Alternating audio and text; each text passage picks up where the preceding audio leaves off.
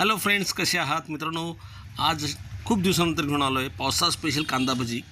नक्की बनवून बघा, तुम्हाला खूप आवडेल. आणि अतिशय जशी बाजारात हॉटेलमध्ये मिळते तशीच विशेषतः मुंबईमध्ये मिळणारी कांदा भजी जी आहे तिची रेसिपी आपण बघणार आहोत. सुरुवातीला मित्रांनो अशा पद्धतीने आपण साधारणपणे 3 कांदे मी मोठे घेतले आहेत आणि त्यांना बारीक जर आपण त्यांचे काप काढायचे आहेत.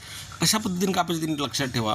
जर मुंबईच्या हॉटेलमधली जी तुम्ही कांदा भजी खाल्ली असेल तर ती सेम अशीच बनणार आहे. काही 2-3 सिक्रेट आहेत ते आपण बघणार आहोत. या पद्धतीने या कांद्यांचे असे पातळ काप करून घ्यायचे आहेत. सुरुवातीला ज्या पद्धतीने मी कापले त्याच पद्धतीने ते कापत राहायचे आणि असे याचे बारीक पात जे ते त्याचे तुम्ही करू शकतात, काप जे त्याचे करू शकतात.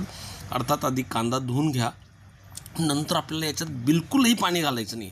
लक्षात घ्या, ज्यावेळेस आपण त्या भजीचे पीठ फेटणार आहोत त्यावेळेस आपल्याला बिलकुल पाण्याचा वापर करायचा नाही आहे. त्यामुळे त्यांना मात्र तुम्ही या पद्धतीने बारीक कापून घ्या. ऑलरेडी कांद्यामध्ये बरंचसं पाणी असतं, त्याचाच उपयोग करून आपण ही भजी बनवणार आहोत. त्यामुळेच ते अतिशय कुरकुरीत होते आणि अजिबात तेल ती स्वतःमध्ये ठेवत नाही. तेलही खूप कमी लागतं आणि कुरकुरीतही खूप छान होते. अशा पद्धतीने साधारण तुम्ही ती कांदे जे आहेत ते कापून घ्या, जेणेकरून ते बारीक होतील आणि वेगळेसुद्धा आपल्याला ते करता येतील सहजपणे. मित्रांनो, मुंबईमधली भजी जर तुम्ही खाल्ली असेल तर तुम्हाला नक्की वाटेल की अशी भजी आपण घरी बनवायला पाहिजे. छोटे सिक्रेट आहेत ते तुम्हाला वेळेवर सांगेल, त्यामुळे व्हिडिओ शेवटपर्यंत बघा. आणि या चॅनलवर नवीन असेल मित्रांनो, चॅनलला सबस्क्राईब करायला विसरू नका. अशा पद्धतीने मित्रांनो हे सर्व मी साधारणपणे 3 कांदे घेतो. साधारणपणे 200-250 ग्रॅम भजी मी करणार आहे. त्यामुळे ती काप जे ते याच्या असे कापून घ्या. असे पूर्ण काप कापून झाल्यानंतर आपल्याला यामध्ये पाणी तर अजिबात घालायचं नाही आहे. आता हे काप कापल्यानंतर आता यांना जे मी एका जवळ ठेवून घेतो. बघा मित्रांनो, पुन्हा सांगतो आहे, असे सुटे हे याचे कांद्याचे तुकडे झाले पाहिजे. तुकडे म्हणण्यापेक्षा काप त्याचे झाले पाहिजे. एका बाउलमध्ये मी काढून घेतलेत ते. आणि यामध्ये आता आपल्याला घालायचं आहे चवीनुसार मीठ. मीठ एकदाच घालतो आहे आपण, त्यामुळे चवीनुसार साधारणपणे अंदाज घ्या आणि ते मीठ जे ते घालून घ्या. जास्त खारटही करण्याची गरज नाही. आणि मित्रांनो, याला चांगलं हे जे मीठ आहे या कांद्यांमध्ये आपल्याला मिसळून घ्यायचे. मिसळून घेतल्यामुळे काय होईल, आता मीठ जे टाकलं त्यामुळे कांदा आधीच त्याच्यामध्ये पाणी असतं आणि मीठ टाकल्यानंतर तो पुन्हा पाणी सोडतो.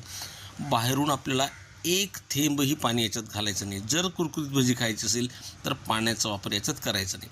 याला साधारणपणे 5 ते 10 मिनटं जे आहेत आपण ठेवूया.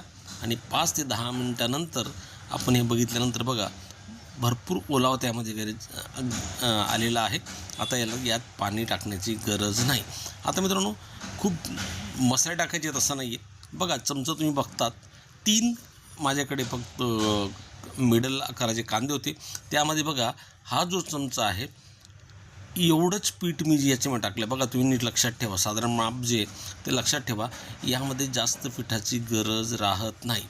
2 चमचे पीठ टाकलं आहे आणि साधारणपणे अर्धा चमचा जो आहे हा तांदळाचं पीठ, 2 चमचे बेसन पीठ म्हणजे हरभऱ्याच्या डाळीचं पीठ आणि अर्धा चमचा तांदळाचं पीठ. तांदळाचं पीठ टाकलं तर भजी खूपच कुरकुरीत होते. बघा साबूत धणे घेतलेत आणि ते धणे हाताने चोळायचे, जाडेभरडे चोळून ते पूर्ण मी त्याच्यात टाकून दिलेत. त्याचप्रमाणे मित्रांनो, साबूत टाकल्यामुळे याचा वासही येतो आणि खूप छान चवही खूप छान त्याची लागते. कारण की हा पूर्णपणे आता याची विरघळण्या म्हणण्यापेक्षा खूप चांगल्या पद्धतीने लागतो. आणि बघा मित्रांनो, इथे आपण अजवाईन घेतली.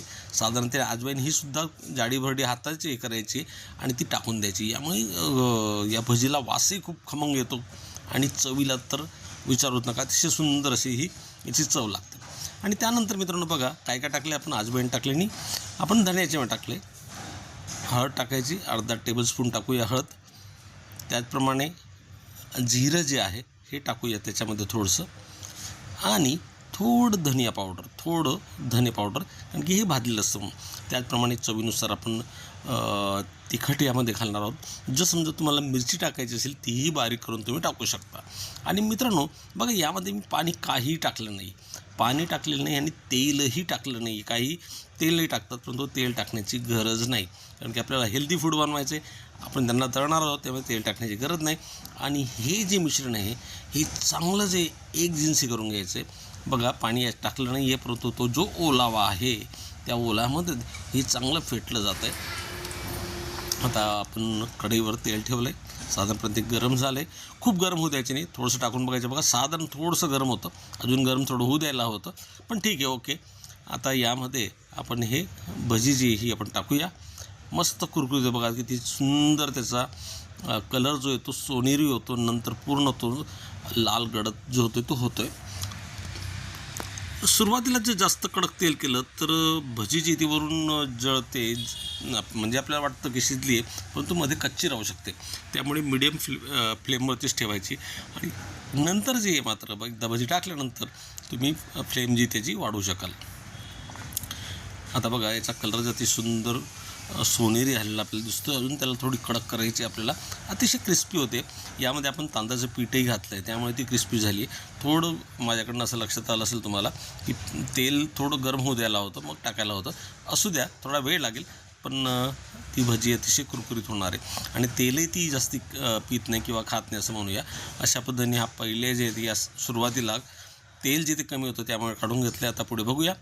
आता पुढच्या भज्या बघा, अतिशय बरोबर गोल्डन ब्राऊन होत आहेत त्या, आणि लवकर शिजता येत. अर्थातच फ्लेम जी ती थोडी वाढवलेलीच आहे. आणि यानंतर शेवटच्या त्यामध्ये मिरच्या टाका. मिरच्या टाकल्यानंतरसुद्धा मिरचीसोबत भजी खायला पावसाळ्यात खूप मजा येते. आणि अशा पद्धतीने ही जी भजी मित्रांनो नक्की ट्राय करा. व्हिडिओ आवडल्यास लाईक आणि शेअरही करा. अशाच नवीन व्हिडिओसाठी चॅनलला सबस्क्राईब करा. Take care, goodbye. खात राहा, बघत राहा आणि चॅनल मित्रांनो सबस्क्राईब नक्की करा.